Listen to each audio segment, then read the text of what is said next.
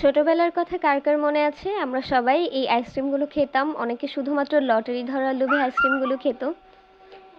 তার আগে চলুন আপনাদেরকে কিছু অদ্ভুত এবং আনকমন আচার দেখাই।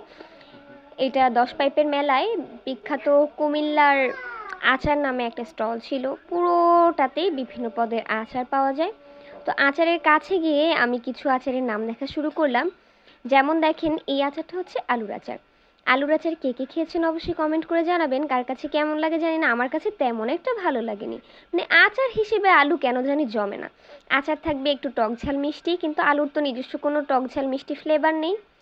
সেটার ভিতরে মশলা দিয়ে একটা ফ্লেভার দেওয়া হয়েছে আর কি।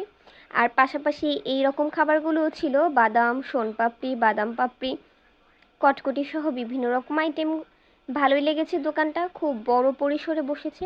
আর এই জায়গাটা আমার বিশেষ আকর্ষণের তালিকায় ছিল, কারণ এই জায়গাটায় খুব বেশি পরিমাণে লাইটিং করে সাজিয়েছিল। আমার ছেলে অনেক পছন্দ করছিল আর আমারও অনেক ভালো লাগছিল। তারপর দেখেন, এই যে এই জায়গায় নৌকার এইদিকে যে লাইটিংটা এত সুন্দর করে ডেকোরেশন করেছে। এখানে দাঁড়িয়ে কিছু ছবি তুলতে চেয়েছিলাম, পরে আর মনে ছিল না, মোবাইলের চার্জও ছিল না। কপাল ভালো, টুকটাক ভিডিও নিয়ে নিতে পেরেছি। জায়গাটা আপনাদের কেমন লাগলো অবশ্যই কমেন্ট করে জানাবেন।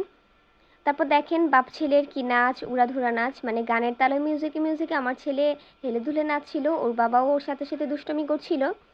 এবারে আপনাদেরকে একটা সুন্দর মোমেন্ট দেখাবো ভিডিওতে, যেটা ভিডিও করতে পেরেছি, এজন্য মানে আমি অনেক বেশি খুশি। তো আমরা যাওয়ার সময় বিভিন্ন রকমের স্ট্রিট ফুড দেখেছি, ইচ্ছে ছিল সেগুলো ট্রাই করব। ওভারঅল সব কিছু ট্রাই করা হয়নি, সময় পাইনি, আর পেটও ভরা ছিল। তারপর দেখেন, এই আইসক্রিমটা চোখে পড়তেই মিস্টার হাজবেন্ড কি মনে করে যেন মানে লটারি ধরতে চাইলো। তো যথারীতি লটারি ধরা শুরু করলো। তো কি মনে করে যেন আমি তখন ক্যামেরাটা অন রেখেছিলাম। মানে সে এত পরিমাণে কনফিডেন্ট ছিল যে সে লটারি পাবেই। অ্যান্ড আলহামদুলিল্লাহ, হ্যাভ এ লুক, দুই আমরা একটা আইসক্রিম কিনে সাথে দুইটা আইসক্রিম পেয়েছি। আমরা টোটাল মানে চারজন ছিলাম। চারজন না পাঁচজন ছিলাম, পাঁচজন ছিলাম।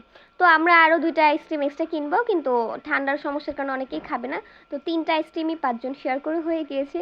কিন্তু কপাল দেখেন, তো এইদিকে আমার ছোট বোনের হাজব্যান্ডও লটারি ধরার ট্রাই করলো, কিন্তু ওরটাই আসলো বোগাস। আমার মিস্টার লটারি পেয়ে যাওয়া সবাই তাকে খুব পরিমাণে খেপাচ্ছিলাম। এই ব্লগটা এই পর্যন্ত। পরবর্তী পার্ট পাওয়ার জন্য আমাদের পেজটি ফলো করে সাথেই থাকুন। Thanks for watching.